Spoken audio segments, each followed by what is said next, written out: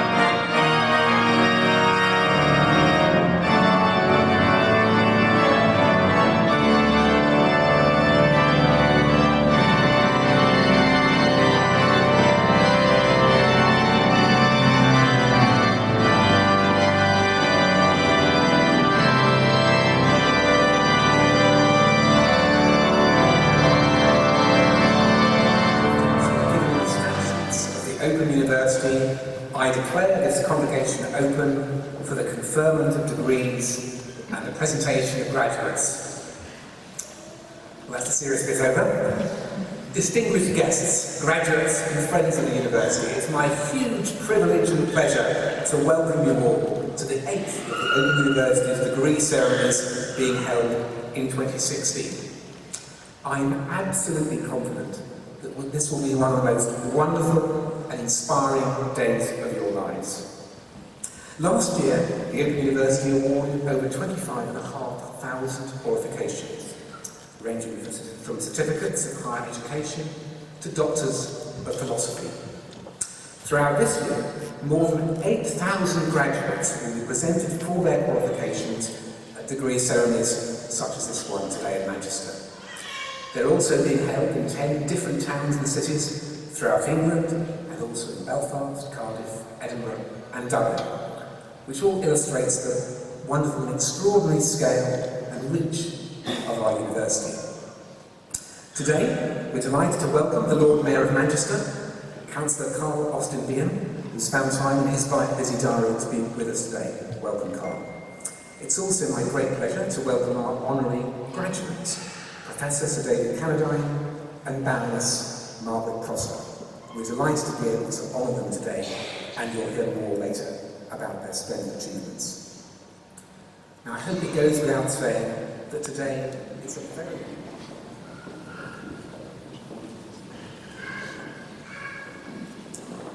Vice-Chancellor, I shall now present graduates who have gained higher degrees and have been able to attend here today.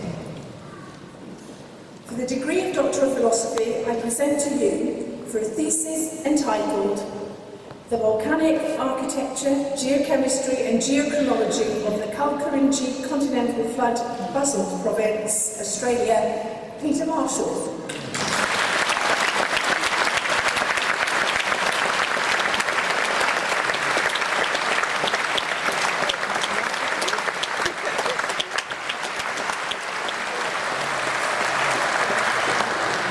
Each of you is extraordinary, but together you're even more extraordinary. I believe that you are the most amazing body of graduates anywhere in the UK. In fact, today, all of you and your friends and families and supporters in this great hall are probably with the most extraordinary people you're ever likely to meet. Now, each of your family and friends knows the incredible efforts that you individually went in achieving your qualification. But many of you, of course, won't know very much about our other graduates and just how amazing you are as a group. I'd like just to take a moment to show ourselves why that's true. I'm going to ask our new graduates a few questions so we can all discover a bit more about you. So if you can, would you mind raising your hands to my questions? Who was employed or did voluntary work at some stage during their study? Next question. Who helped bring up a family during study? Who cared for parents or other dependents during their study? And please don't put up your hand if rather not, or it's tricky for you, but who carried out their studies with a disability? A number. Of course, a number of disabled students aren't able to travel to ceremonies. Did you know, by the way, that the OU has more than 20,000 disabled students? That's more disabled students than most students, than most universities have students overall. So as you've seen from the answers to my questions, almost every student here has needed to fill some other obligation alongside their study. Now compare that with students at ordinary universities whose extra duties might only extend, for instance, to the sports team or indeed their commitment to the students' bar. Your efforts are so much greater. You're members of a university that believes where you start in life shouldn't limit where you go to. And let me share a small frustration I have over the words that are sometimes used to describe students like you. Ordinary students are described as full-time students, and OU students like you are described as part-time. Part-time, part-time. More like double-time with the Open University. You've been on a very tough shift indeed. Congratulations.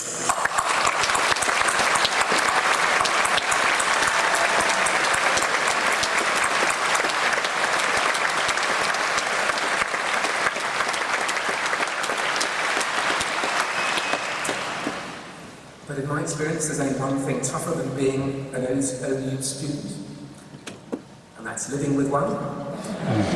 And many of you, as you came across the stage today, pointed out your friends and families, blew kisses, said thank you, and told me, many of you with tears in your eyes, that your achievement belonged as much to your family and supporters. So let's please take a moment for all of the graduates to acknowledge the support of your family and friends. They've been by your side every step of the way.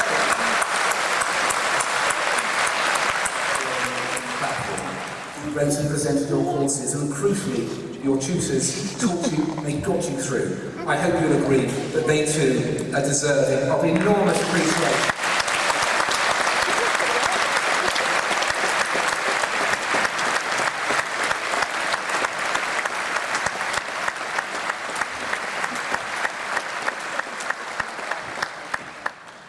You're all absolutely special, but you're also special because of the quality of the university that you've just graduated from and the standards that you set. Standards that we know employers recognise and value. In fact, I often ask people as they're crossing the stage, how is it? I thought people say tough. I say, sorry, but good. It's good that it's tough because it really, really shows the value of an open university degree. It's a value that's recognised by businesses. Over 30,000 businesses and organisations in the UK have chosen the OU to train their staff.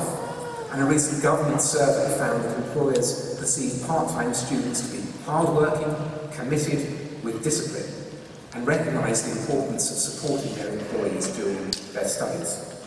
So an OU qualification is something to be really proud of. It's well recognised and respected. So I hope that if you're hoping for a new job or a promotion following your qualification, you ought to remind your employer of that. And if you're looking for a few other things to tell people generally about the university, here are a few more facts which I hope they find impressive. A few years ago in 2013, the OU led the way again in innovation when we set up the UK's first platform for free, massive open online courses, free learning for the world, through an initiative called Future Learn. Since it's been set up, almost 4 million learners around the world have learned with us. Many of you will be familiar with our partnership with the BBC. For instance, some of you may have seen the inspiring and unsentimental programme on the BBC recently, The Big C and Me. Programmes like that, with the Open University's shield at the end of them, have had the OU's academic expertise in them, and they can show you that there's something to learn from such programmes. We're doing wonderful work with those who need our help the most. We're working with the British Council to deliver academic programmes to displaced Syrian refugees. Will everyone who's able to please stand?